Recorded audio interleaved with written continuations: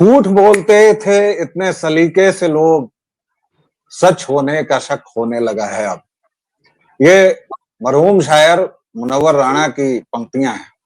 हालांकि वो मेरे फेवरेट नहीं रहे हैं, क्योंकि मरहूम हो गए हैं, इससे उनका जिहादी होना छुप नहीं सकता। लेकिन आज जिस विषय पर मैं बात करने जा रहा हूं, उसमें ये पंक्तियां बड़ी फिट बैठती हैं। और सबसे बड़ी बात यह है कि झूठ के साथ खतरा यह होता है कि आपको याद रखना होता है कि पिछली बार आपने क्या बोला था। राहुल गांधी इसी खतरे का शिकार हो गए। उनको अक्सर याद नहीं रहता है कि वो पिछली बार क्या बोले थे और अब क्या बोल रहे हैं। और जब राहुल गांधी को याद नहीं रहता है तो उनके चमचे बेलचों को क्या याद रहेगा। बात एसआईआर की, जो बिहार में चल रहा है, विशेष गहन पुनरीक्षण अभियान हिंदी में, और उसको अंग्रेजी में अगर शॉर्ट फॉर्म में बोलें तो उसको एसआईआर कहेंगे, जिसमें वोटर लिस्ट को फिर से अद्यतन किया जा रहा है। करीबन 65 लाख नाम हटाए गए हैं। एक तरफ उसका विरोध बिहार में, और बिहार में कल से 17 तारीख से वोटर अधिकार यात्रा पर हैं।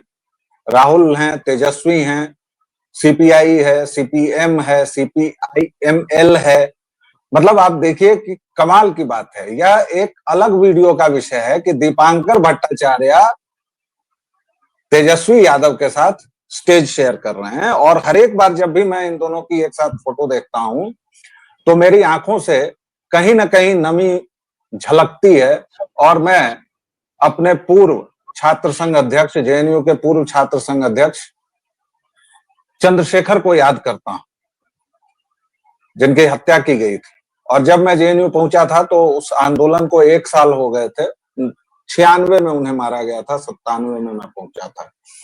और तब मिली जुली खिचड़ी सरकार थी केंद्र में, और एक फोन गया था और एसएफआई ने, स्टूडेंट्स फेडरेशन ऑफ इंडिया ने, अपना आंदोलन वापस ले लिया था। लेकिन विडंबना है कि यही नहीं खत्म होती। उनके साथ कांग्रेस भी है, उनके साथ सीपीआई भी है, उनके साथ तमाम लोग हैं। 8-9 दलों का गठबंधन है। उनके साथ वीआईपी वाले मनोज सहनी भी हैं। खैर, तो संविधान बचाने के बाद राहुल जी निकले हैं वोटर्स के अधिकार बचाने। अब ये बड़ी अजीब बात है कि एक तरफ वो ईसी पर लानतें भेजते हैं कि आपने वोट चोरी कर लिए, दूसरी तरफ ईसी जब उन गलतियों को रेक्टिफाई करने जा रहा है तो वो कहते हैं कि ये लोकतंत्र पर हमला है। 65 लाख लोगों को आपने कैसे छांट दिया भाई?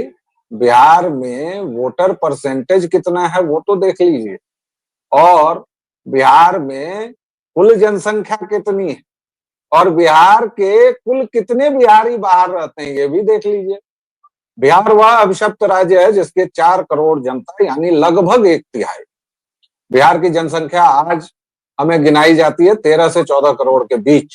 लेकिन ये मेरा दावा है, और ये किसी भी आंकड़े से आप साबित कर सकते हैं, सिद्ध कर सकते हैं, कि कम से कम 4 करोड़ बिहारी, और ये, हाँ, केंद्र सरकार की रिपोर्ट ने तो इसको स्वीकार भी लिया है कि 4 करोड़ बिहारी पूरे देश विदेश में जहां तहां लात घूसा खा के, गालियां सुन के, यत्र तत्र सर्वत्र पिटाई खा के बेचारे अपनी रोजी रोटी कमा रहे हैं। भूमिका बड़ी हो गई, इसलिए बड़ी हो गई है क्योंकि जिस सीएसडीएस के आंकड़े के आधार पर राहुल एंड पार्टी उछल रही थी, वो बड़ा भव्य सा एक पीसी किया था इन्होंने, एकदम मार्क जुकरबर्ग नहीं, ये जो मरहूम हो गए स्टीव जॉब्स की शैली में, वो मछलियां चमकाते हुए, टी शर्ट लेते हुए, पीछे ये वो करते हुए, एक छड़ी वगैरह लेते हुए, एक ढेर गट्ठर दिखाते हुए कि हमने एक विधानसभा चुनाव का। अब पता चला कि उस संस्थान के प्रमुख संजय कुमार जी ने माफी मांग ली है। कहा कि हमसे आंकड़ों के अध्ययन में त्रुटि हो गई, हमारी टीम की गलती थी। हमारे साथ अतिथि हैं रुपेश पाठक जी, आप इनसे सुपरिचित हैं। आपका बहुत बहुत स्वागत है रुपेश जी। देखिए रुपेश जी, विडंबना भी कहीं मुस्कुरा रही होगी कि ये क्या हो रहा है। जिस शामियाने पर, जिस खंभे पर पूरा शामियाना टिका हुआ था, वो खंभा ही भर भरा के गिर गया। अब कल से क्या करेंगे, अभी क्या करेंगे? राहुल और उनकी टीम, पूरा विपक्ष क्या करेगा? ये तो पूरे मुद्दे की ही हवा निकल गई। सीएसडीएस की क्रेडिबिलिटी तो जो हुई सो हुई, विपक्ष की क्रेडिबिलिटी यानी विश्वसनीयता जो पहले ही शून्य में थी, अब तो लगता है ऋण में चली जाएगी, यानी माइनस में चली जाएगी। क्या हो गया, क्या पे क्या हो गया सर? ये अब ये इसी को कहते हैं कुएं में ही भांग मिला होना।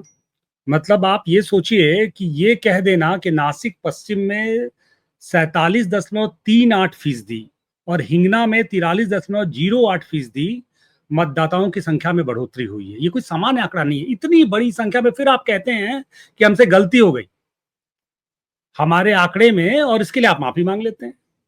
सवाल ये है कि अब ये देखिए, ये तो भसड़ फैल गया और इस भसड़ में अभी बहुत लोग कूदेंगे। मैं देख रहा था अभी जस्ट अभी थोड़ी देर पहले दिलीप मंडल जी का भी ट्वीट आया, बाकी लोगों का भी आया। लेकिन सवाल ये है कि इस देश में इस तरह की संस्थाओं पे भी सवाल खड़ा होता है, और कैसे ये संस्थाएं मिथक रच देते हैं, कैसे ये संस्थाएं तमाम तरह के अपने पॉलिटिकल एजेंडे को। अच्छा, संजय कुमार जी को मैं टीवी पे अक्सर देखता रहता हूँ, बड़े सुलझे हुए इंसान लगते हैं वैसे दिखने में। तो पहले तो मैं उनको बधाई देता हूँ कि उन्होंने कम से कम सत्य तो माना, ये भी एक बड़ी बात है। कम से कम ऐसे बहुत से लोग हैं। तो मैं फिर भी मानता हूं, लेकिन सवाल फिर भी है कि तमाम इस तरह के सर्वे, तमाम इस तरह की चीजें जो इकट्ठा होती हैं और उनको जिस तरह से प्रचारित किया जाता है खास तरह के तंत्र के द्वारा, वो सब कुछ संदेह के दायरे में है। और उसके आधार पे जिस तरह की राजनीतिक रोटी सेकी जाती है, वो सब कुछ पे मुझे लगता है कि उसके पुनर्पाठ और उसको फिर से एक बार पढ़ने की, उसको समझने की जरूरत है। जहां तक विपक्ष का सवाल है, देखिए विपक्ष एक्सपोज हो चुका है पूर्णतया। और निश्चय ही एक बात तो सवाल पूछना चाहिए विपक्ष को भी आपस में कि ऐसा क्या हो रहा है कि वैसे भी क्रेडिबिलिटी खत्म हो रही थी। इस घटना के बाद कम से कम सामान्य जन में ये सवाल जरूर खड़ा होगा कि आप रोज नई कहानियां गढ़ रहे हैं, रोज नए गल्प गढ़ रहे हैं, आप मूल मुद्दों से भटका के आप तमाम इस तरह की आपको आप सड़क पे जाते, आप जनता के बीच जाते। और मैंने पहले भी कहा कि हमेशा इस देश का लोकतंत्र इतना समृद्ध है कि हमेशा विपक्ष की भूमि बहुत उर्वर होती है। वो बहुत अच्छे से सत्ता पक्ष के खिलाफ एक मूवमेंट चला सकता है। उसके लिए उसको किसी गल्प गढ़ने की जरूरत नहीं है, किसी कहानी, कथा, किस्सा गढ़ने की जरूरत नहीं है। और राहुल गांधी जो कर रहे थे, मुझे लगता है कि उनसे सवाल पूछा जाना चाहिए कि आप अक्सर कहते हैं कि सत्ता पक्ष जो है मुख्य मुद्दों से ध्यान भटकाता है, विपक्ष कितना ध्यान भटकाता है, इसको समझने की जरूरत है। और ये बहुत दुर्भाग्य इस देश का कि इस तरह का विपक्ष हो। तो फिर तो मतलब सत्ता पक्ष पे भी अंकुश रखने के लिए एक विपक्ष की एक भूमिका जो होनी चाहिए, उसकी जगह पे विपक्ष कथाओं में जी रहा है, अरेबियन नाइट्स में जी रहा है, कहानियां गढ़ रहा है, रोज नई कहानियां, रोज तमाशा। उसके लिए कभी किसी को पकड़ लेना, कभी किसी के माध्यम से कुछ कहलवा देना, कभी किसी के माध्यम से, कभी कोई वो क्या कहते हैं ट्विटर गुरु आ जाते हैं, कभी कोई पता चलता है कि वो पाकिस्तानी ट्वीट्स के आधार पे आप बवाल शुरू कर देते हैं। स्थिति ये हो जाती है कि जैसे मैंने अभी लास्ट जब हम लोग यूट्यूब पे बात कर रहे थे आपके पॉडकास्ट में, तो स्थिति ये है कि वो तमाम सिंपैथाइजर हो गए आरजू काजमी और क्या कहते हैं कमर चीमा टाइप के जो पाकिस्तानी वो हैं, मतलब परम हैं, अब उसके आगे आप लोग जोड़ दीजिएगा जो भी आपके लिए सुविधानुसार शब्द है, उनके आधार पे आप पूरा नैरेटिव कर देते हैं। भाई कमर चीमा कह रहे हैं सॉरी, आरजू काजमी कह रहे हैं, इसके आधार पे आप पूरा नैरेटिव कर देंगे। तो इस देश में अद्भुत देश है, यहाँ जिस तरह की बहस चल रही है, जिस तरह की बातें हो रही हैं, वो मतलब अच्छा सीएसडीएस इतना मतलब हम में से सभी लोग कि एक ठीक ठाक सीएसडीएस ने काम किया है लिखने पढ़ने के लेवल पे, एकेडमिक काम पे। अब उसको उसके बारे में आप बोलिएगा, लेकिन मैं सामान्य उसको जनरलाइज कर रहा हूँ कि सीएसडीएस एक बड़ा सम्मानित संस्था था। कम से कम उस संस्थान को ही छोड़ दिए होते लोग, कम से कम वही ठीक से काम कर लिए होते कि उस लिखने पढ़ने का ही काम कर लिए होते। अब पता चल रहा है कि साला वो सीएसडीएस भी संदेह के घेरे में, ये भी घेरे में, वो भी घेरे में। और एक बात और है कि सवाल ये है कि कई बार ऐसा लगता है लोगों को कि सत्ता के पास बहुत ताकत है, बहुत पैसा है, वो नैरेटिव गढ़ सकते हैं। लेकिन मैं इस बात को कहना चाहूंगा कि विपक्ष के पास जिस तरह का एक पूरा के पूरा एक फोर्स है ना, और एक पॉलिटिकल इकोनॉमी है, वो सत्ता से बहुत ताकतवर है अपना नैरेटिव गढ़ने में, आज भी 2025 में भी। सच तो ये है कि उनके शब्दकोश से आप लड़ने जाइएगा, आप उनके पास अपने शब्दकोश है, उन्हीं के शब्दकोश से आप लड़ेंगे, और वो बहुत ताकतवर है, उनके उनके लोग बैठे हुए हैं।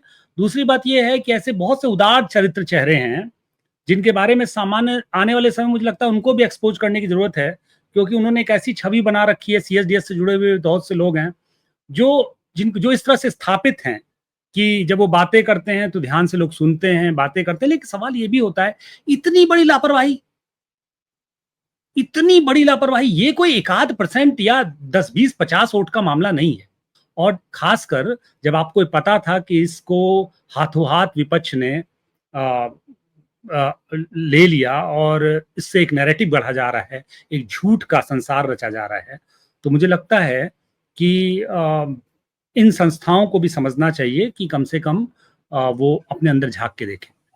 जी रुपेश जी, 3 बातें आपके पूरे वक्तव्य से मैंने निकाली। पहली कि सीएसडीएस ने जो किया, अब देखिए सीएसडीएस ने एक ईमानदारी बरती कि भाई उसने कहा कि गलती हुई है और माफी मांग ली। बिल्कुल। विपक्ष के जिन नेताओं ने उसी को ट्वीट किया था, रिट्वीट किया था, पूरा खेला किया था, उन्होंने चुपचाप बस अपने ट्वीट डिलीट किए हैं और कुछ नहीं कहा है। ये बात नंबर 1। दूसरी बात, जहां मुझे मुस्कुराना पड़ा या जहां मुझे अपनी हंसी दबानी पड़ी, आपने कहा संस्थाएं, उनकी विश्वसनीयता और एक लेगेसी और विरासत। विरासत तो साहब झूठ और प्रपंच की है ना। और देखिए योगेंद्र सलीम यादव कितना मीठा बोलते हैं, मतलब मधुमेह उनका नाम मैंने रखा हुआ है। मधुमेह हो जाए साहब, आप उनके करीब बैठ जाइए और वो आधा घंटा बैठ आपसे बात कर लें, तो इतना मीठा बोलते हैं। लेकिन जहर कितना होता है उसमें। ये व्यक्तिगत बातें मैं नहीं कर रहा हूं, मैं एक पूरी लेगेसी की बात कर रहा हूं कि जैसे आईसीएचआर बड़ी सम्मानित संस्था है, आईसीएसएसआर बड़ी सम्मानित संस्था है। आज की डेट में उन लोगों पर जिन लोगों को बिठाया गया भगवाकरण के आरोप के बाद, और लोग कहते हैं कि देखिए किन लोगों को बैठा दिया गया, हम लोग तो जानते ही नहीं है, इन संस्थाओं को बिगाड़ दिया गया। कैसे बिगाड़ दिया? मतलब 20 साल का एक प्रोजेक्ट लेके विपिन चंद्रा 20 लाइन नहीं लिखते हैं, ये विरासत है। जिस रोमिला थापर को संस्कृत का 100 नहीं आता है, वो एंशिएंट हिस्ट्री की विदुषी है, ये विरासत है। युधिष्ठिर राजसूय यज्ञ का विचार अशोक से लेते हैं, ये विरासत है। समस्या इसकी नहीं है रुपेश जी कि विरासत क्या है और ये संस्थान कैसे हैं, समस्या तकनीक की है। समस्या ये है कि अब इनका जो लार्जर देन लाइफ वाला पर्सोना था, जब हम लोग जेएनयू में घुसे थे तो इनकी बिल्डिंग से घुसते हुए मानो हवा आती थी, हा रोमिला जी आ रही हैं, क्योंकि वो आती थी जब तक विपिन चंद्रा दिख जाते थे, जब तक विपिन जी आ रहे हैं, महान जी आ रहे हैं, फला जी आ रहे हैं। अब लड़के बच्चों बच्चियों ने क्या किया है, इस पूरी फिजा में जो हवा घुली है, एक तो thanks to social media, thanks to Google, thanks to everything, कि अब किसी मजार के मोमिन की कलई खुलते देर नहीं लगती है। मैं जानबूझ के मठाधीश नहीं कह रहा हूं, मैं क्यों मठाधीश कहूं, मठ के लोग ही हमेशा गलत होते हैं क्या? अजमेर शरीफ के तमाम जो खाविंद हैं और जो भी लोग हैं, उनके बारे में उठा लीजिए, इतिहास भरा पड़ा है, एक से एक उचक्के हैं, बलात्कारी भरे पड़े हैं वहां, और नाम है अजमेर शरीफ। जिसके नाम पर है जरा उसका इतिहास उठाइए। तो हमारे यहाँ लेगेसी ये है सर। समस्या ये है कि अब बच्चे बच्चियों ने तुरंत दूध का दूध पानी का पानी करना शुरू कर दिया। इसमें बड़ी सारी गलतियां भी हुई हैं, बहुत सारी चीजें भी हुई हैं। अब हर एक व्यक्ति इतिहासकार भी बन रहा है, हर एक व्यक्ति, लेकिन इन लोगों ने इतिहास को हास्य की ऐसी वस्तु बनाया है ना कि अब किसी को यह कहने का मुंह नहीं है कि तुम गलत कर रहे हो ना। राहुल गांधी किस मुंह से किसी को क्रिटिसाइज करेंगे भाई? संजय कुमार किस मुंह से किसी को कहेंगे कि ये अकादमी का अध्ययन है, ये फलाना अध्ययन है, ये डिमा का अध्ययन है? आप झूठ परोस रहे हैं साहब। और इससे पहले जो भी ये लोग, क्यों आपके सारे के सारे सर्वे फेल होते हैं? एक आध कहीं तुक्का लग गया तो आप उसी को लेकर लगे नाचने, निकल गए विश्व विजय पर। देखिए देखिए, चाणक्य ने एकदम सही सर्वे किया था और हम रहे सबसे आगे। हमने बिल्कुल सटीक भविष्यवाणी की थी, 403 सीटों की थी और 399 सीटें। मजाक बना के रखा है आपने। इस देश में सबसे ज्यादा जिस शब्द का अपमान हुआ है वो है एकेडमिक्स, सेकुलरिज्म, इतिहास और भी तमाम चीजें हैं, समानता, न्याय, ये सब हमने हर एक शब्द की ऐसी तैसी कर दी है। आपसे कोई सवाल पूछता है, आप थूकते हैं, भाग जाते हैं। आपसे अगर, अच्छा ये बताइए, आप इसी पर उंगली उठा रहे हैं, चुनाव आयोग पर, सीईसी जवाब नहीं देंगे तो क्या प्रधानमंत्री उस पर जवाब देंगे? मतलब सामान्य सी बात है ना। अगर लोकसभा में अगर इस सरकार से आपको कोई सवाल पूछना है तो मंत्रालय से संबंधित अगर है तो वो मंत्री देगा, विदेश से संबंधित है तो जयशंकर देंगे, वित्त से संबंधित है तो निर्मला जी देंगी। यही तो रवायत है, और नहीं तो प्रधानमंत्री देंगे। अब ज्ञानेश कुमार की जात खोज ली हमने, इतने पतित हैं हम लोग।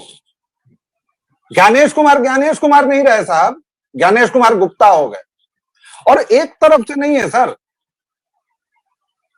राधा कृष्णन जी बेचारे अभी वाइस प्रेसिडेंट नहीं बने हैं, लेकिन वो ओबीसी हो गए।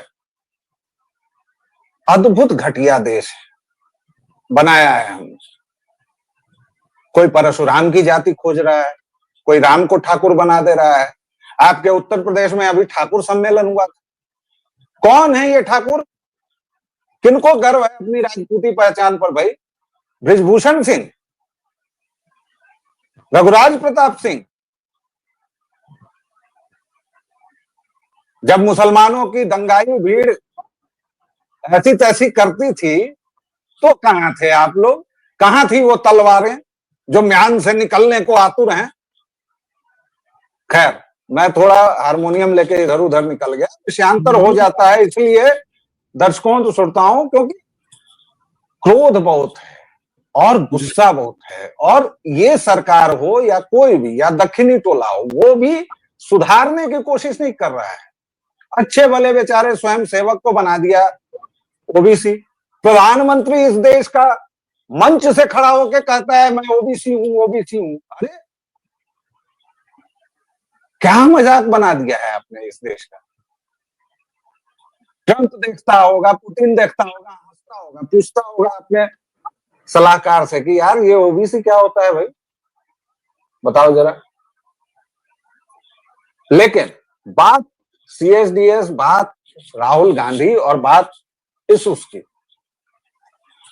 एक एफआईआर दर्ज हो गई है, विनीत जिंदल ने करवा दी है। अब क्या होगा कालिया? अब तेरा क्या होगा कालिया?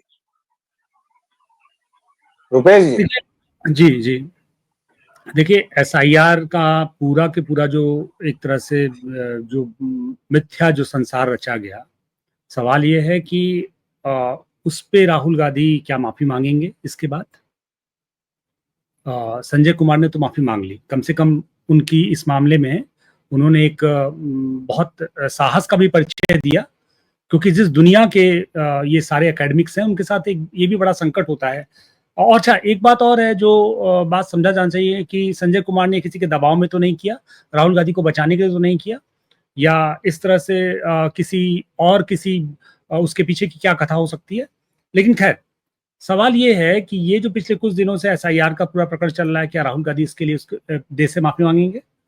और दूसरी बात ये है कि इस तरह के आंकड़ों के आधार पे कभी कर्नाटक की बात करना, कभी किसी का, इस देश में बहुत लंबे समय से वैसे भी चुनाव आयोग और ये क्या कहते हैं वीवीपैट और इलेक्ट्रॉनिक ईवीएम के को लेके ही पूरा एक मिथक रच दिया गया है।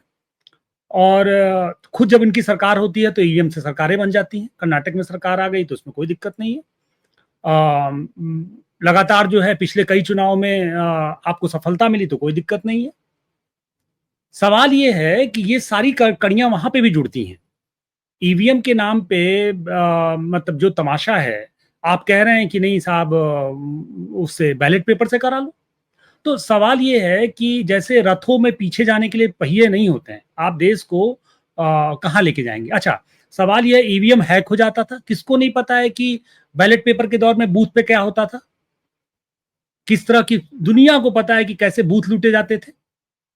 ईवीएम के बारे में तो कम से कम बड़े बड़े अधिकारियों ने, ब्यूरोक्रेसी ने साफ कह दिया कि वहां पे कुछ भी संभव नहीं है।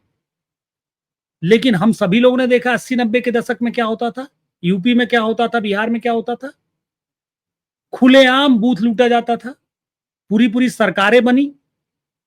तो आप क्या चाहते हैं, आप उस वो अब आप ये चाहते हैं कि चुनाव उससे हो। तो ये जो मिथक रचने की कथा है, उससे कोई फर्क नहीं पड़ता है। कोई ज्ञानेश कुमार, कोई संजय कुमार के माफी मांगने और किसी चीज के करने से इन लोगों के ऊपर फर्क नहीं पड़ता है। वजह क्या है कि एक्चुअली में लोगों ने कसम खा ली है, कसम खा ली है कि ये कुछ ना कुछ करते रहेंगे, समय काटना है और शुरू करो अंताक्षरी लेकर हरि का नाम टाइप का मामला है। कुछ ना कुछ करते रहिए ताकि समय कटता रहे, इसी बहाने 1 इलेक्शन बीते, 2 इलेक्शन बीते, 4 इलेक्शन बीते। और सवाल यह है कि जैसे एक होता ना कि ठीक है, जनता आज नहीं तो कल किसी न किसी झांसे में आएगी और हमको दे देगी सत्ता की कुंजी। ये किसी ने बता दिया है इनको बैठा के कि कान में कुछ कुछ करते रहो, यही एक्टिवेशन है, यही पॉलिटिकल एक्टिविज्म है, इसको करते रहिए, इससे आप सत्ता में आ जाएंगे, आज नहीं तो कल। तो कभी कब लेकिन मजे की बात यह है कि इस सब चीज में सबसे बड़ा जो नुकसान हुआ है वो कोई नहीं देख रहा है। इस पर दर्शकों एक विस्तृत वीडियो अलग से लाऊंगा मैं। तेजस्वी यादव का जो कटा है ना गुरु, वो अद्भुत है, क्योंकि बिहार के पूरे चुनाव के प्रसंग से तेजस्वी यादव गायब हो गए हैं। अब ये पूरा प्रसंग शिफ्ट हो गया है एसआईआर पर। वो एसआईआर जिसके बारे में बिहार की जनता को मतलब ही नहीं है। बिहार की जनता एसआईआर सुन के कहती है कि वो तो हर एक बार होता है और वो तो पुर्जी घटती है, बढ़ती है। आप खड़े कर लीजिए अपने कार्यकर्ता और उनसे टीवी पर बुलवा दीजिए, माइक पर बुलवा दीजिए, उससे फर्क नहीं पड़ता है साहब। राहुल गांधी के 4 झूठ जो तुरंत पकड़े गए, ये व्यक्ति कितनी बार माफी मांगेगा? 5 बार तो माफी मांग चुका है। इसने मिन्ता देवी की टी शर्ट पहना दी अपनी बहन को भी, सबको भी। मिन्ता देवी ने इन लोगों का बुखार उतार दिया, सिवान की हैं। आदित्य श्रीवास्तव लखनऊ के रहने वाले थे, क्या क्या झूठ फरेब, क्या क्या नहीं बोला गया। लेकिन आदित्य श्रीवास्तव ने कहा कि भैया मैं लखनऊ से बेंगलुरु गया, बेंगलुरु से मुंबई गया, 3 जगह बना, 4 जगह बना, बाकी को मैंने निरस्त करवा दिया। गुरकीरत सिंह डांग कहा कि 4 बार वोट दिया। गुरकीरत सिंह डांग ने कहा कि साले मानहानि का मुकदमा करूंगा, मेरे परिवार को हैरेस किया जा रहा है, क्योंकि यूट्यूबर्स पहुंच गए उनके घर पर। उन्होंने कहा कि मैंने 1 बार वोट दिया है, सिद्ध कीजिए 4 बार वोट दिया है, और तीनों एप्लीकेशंस दिखा दी।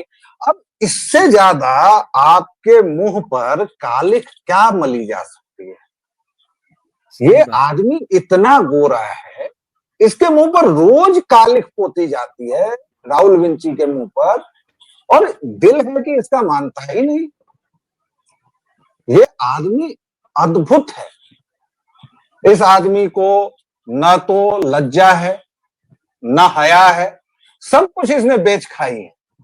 और इसके लिए मेरी नानी का एक वाक्य काफी है, जो वो मैथिली में कहती थी कि निर्लज्जा के कत दिन तक गाछ जन्म ले, तकल के कि बने भेल छा है। यानी हिंदी तर्जुमा यह है कि एक निर्लज्ज की अमुक जगह में कोई पौधा उग गया, पेड़ हो गया विशाल, तो उस निर्लज्ज ने कहा कि चलो बढ़िया है, छांव तो मिल रही है ना, छाता ले जाने का झंझट नहीं। राहुल गांधी वही निर्लज्ज है, तेजस्वी यादव वही निर्लज्ज है, क्योंकि आप और हम ये साहस नहीं कर सकते जिसका बाप दोष सिद्ध चारा चोर हो, अक्यूज्ड भी नहीं भैया, कन्विक्टेड भी नहीं, सजा याफ्ता, उसका बेटा जो खुद जमानत पर है, जो खुद रोज ईडी के यहाँ हाजिरी भरता है, कब ईडी टांग ले जाए कोई ठिकाना नहीं है, वो व्यक्ति शुचिता की, नैतिकता की बात करता है। कमाल की बात है। मेरी तरफ से एक शेर के साथ मैं इसे कंक्लूड कर रहा हूं। रुपेश जी, आप अगर कंक्लूड करना चाहें तो इसे कीजिएगा, अन्यथा हम ये बातचीत फिलहाल यहाँ बंद रखेंगे, आगे भी जारी रखेंगे। वो शेर है कि तू इधर उधर की न बात कर, ये बता कि काफिला क्यों लुटा। तो राहुल गांधी, इधर उधर की बात मत करो, ये बताओ कि तुम्हारी पार्टी की दुर्गति क्यों हुई, तुम्हारे झूठ की वजह से। तो इधर उधर की न बात कर, ये बता कि काफिला क्यों लुटा, मुझे रहजनों से गिला नहीं, तेरी रहबरी का सवाल है।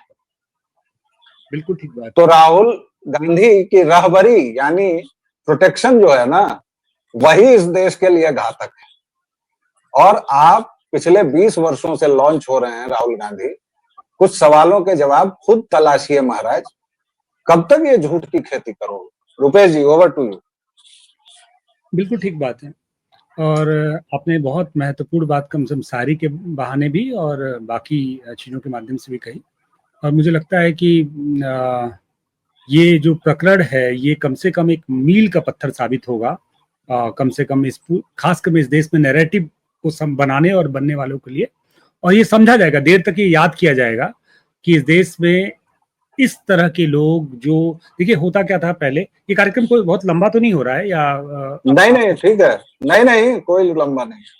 पहले क्या हम होता लोग था लंबी ही बात करते हैं और हमारे दर्शक भी वैसे ही हैं, कम हैं लेकिन एकदम प्रतिबद्ध टाइप के हैं, कट्टर व्यालोक समर्थक। असल में होता क्या था पहले, पूरे साल भर कम्युनिस्ट पार्टी खेती करती थी और कांग्रेस और विपक्षी दल उसकी फसल काटती थी।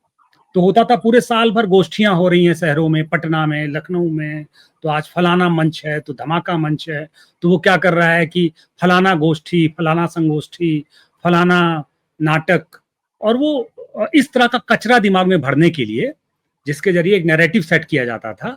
और ये सारे ऑर्गेनाइजेशन को पैसे दिए जाते थे सत्ता पक्ष द्वारा, जो आज भी पक्ष में है, और ये लोग पूरे साल भर खेती करते थे, नैरेटिव सेटिंग की खेती होती थी।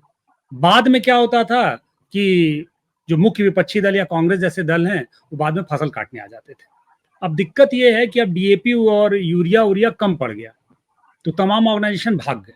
अब क्योंकि फसल कैसे हो, फसल होने के लिए जो यूरिया डीएपी की जरूरत थी, संसाधनों की जरूरत थी, वो थोड़ी कम पड़ गई है। तो अब मैदान में खुला खेल हो गया ना, लेवल प्लेइंग फील्ड हो गया। रुपेश जी, जो मैं बार बार तकनीक को इतना महान बताता हूँ वो इसलिए कि अब ऑन योर फिंगर टिप्स है, अब आप झूठ बोल के नहीं बोल सकते हैं। हम लोग यहाँ कोई गलत बात बोलेंगे साहब, 1 सेकंड के अंदर नीचे आ जाती है चीजें। झूठ तो दशकों से बोला जा रहा था सर, झूठ तो बोला। अब क्या है, अब ये झूठ जो है, अभी तक क्या होता था, नीचे के लेवल पे झूठ बोला जाता था तो उस पर कोई बहुत नोटिस नहीं लेता था, और इतने तरह से और इतने महीन तरीके से जी। इस देश में बहुत से थिएटर ग्रुप्स थे और उनकी जो व्यावसायिक नैतिकता थी, उनकी जो प्रोफेशनलिज्म था, वो बहुत सवालों के घेरे में था। ढेर सारे जो सो कॉल्ड लेखक और इस तरह के लोग हुआ करते थे, या इस तरह के बहुत लेफ्ट से जुड़े हुए तमाम ऑर्गेनाइजेशन थे जो बुक पब्लिशिंग से लेके और तमाम तरह के थिएटर्स और दूसरे काम करते थे, तो झूठ गढ़ते थे। अब क्या हुआ कि उस तरह का डायरेक्ट खाद और वो पानी नहीं मिल रहा है, तो अब ये काम ले लिया है राहुल गांधी जैसे लोगों ने। अब यही झूठ वो गढ़ने डायरेक्ट ऊपर गढ़ने लगे और वो संकट आ गया। ये निचले लेवल पे होता तो शायद इनका काम चल जाता, अब ये एकदम उतर गए इस झूठ में। जी सर, ये आपने एक अच्छा एंगल दिया, एक नया एंगल, कि पहले नीचे के कारकुन करते थे वो काम, तो उन पर अगर संकट भी आता था तो भाई ऊपर के लोग पल्ला झाड़ लेते थे। भाई कोई रोमिला थापर थी, कोई विपिन चंद्रा था, कोई इप्टा था, कोई बहुरूप था, कोई फलाना था, कोई जेएनयू था। अब दिक्कत यह है कि सारा काम बेचारे राहुल गांधी पर अकेले आ पड़ा है। तो दर्शकों, हास्य को छोड़ दीजिए, ये देखिए कि इस देश का नेता प्रतिपक्ष कितना खोखला, कितना छिछला, कितना अगंभीर और कितना पतित है, इस पर सोचिएगा जरूर। व्यालोक वाणी को आप लोग अपना स्नेह देते रहे हैं, लगातार दे रहे हैं। एक बार फिर आपसे आग्रह है कि आप लोग लाइक शेयर अगर कर लेते हैं, सब्सक्राइब कर चुके हैं तो बहुत बहुत आभार। इसको दूसरों तक भी पहुंचाइए ताकि हमारी बात जो अभी थोड़े कम स्तर पर फैल रही है और भी फैले। मैं बहुत संकोच से आपसे ये अनुरोध करता हूं, लेकिन अब करना पड़ता है क्योंकि इसके बिना काम चलेगा नहीं और आप ही लोग हमारी ताकत हैं। अगर बेल आइकन दबा लेंगे तो सबसे पहले आपको सूचना मिल जाएगी। अपना स्नेह और प्रेम बनाए रखें। इसी के साथ अभी एक छोटे विराम की आज्ञा दीजिए, फिर हम लोग प्रस्तुत होंगे। तब तक के लिए जय सिया राम।